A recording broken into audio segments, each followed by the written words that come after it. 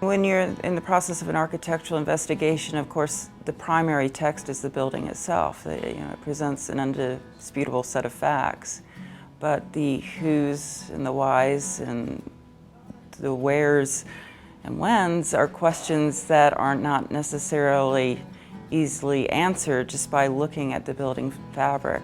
So through going through the documents, we hope to answer the questions of when were those windows put in, when did that corner collapse, why did they reconfigure one side of the house and not the other. So the paper trail gives us a glimpse of the family's lives and how they lived, and hopefully will provide evidence of the changes that we're seeing. For example, if you notice in the parlor that has the very fine carving that is so celebrated, the fireplace has been reconfigured a little bit, and there's this marble surround that has obviously been added. And if we look in the Colonel's 1812 inventory, there is a marble slab in the inventory. So it makes you think, maybe it was left over, or maybe that was about to go in. But it gives us a great clue as to when that mantel was changed and the marble went in. By the same token, there is window sash glass and one of the, I think the 1730 inventory, so that might hint as to when we went from casements to sash.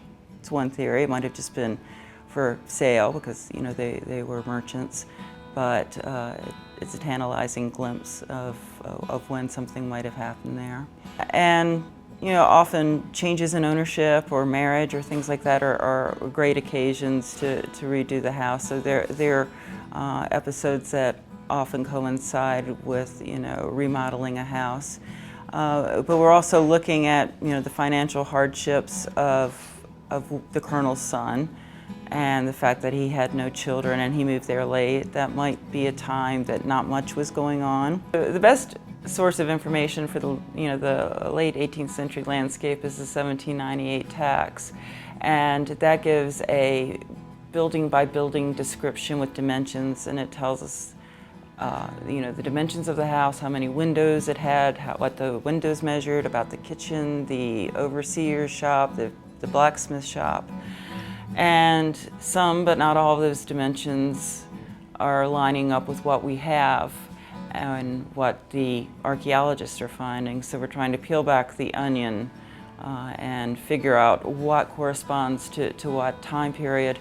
But the back of the house has seen so many changes that unfortunately we're not getting too much from the paper record just yet, except for the 1798 tax, which raises as many questions as it answers.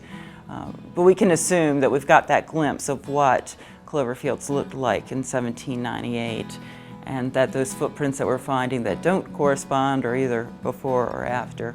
So even when it doesn't match, it still provides valuable information to rule things out.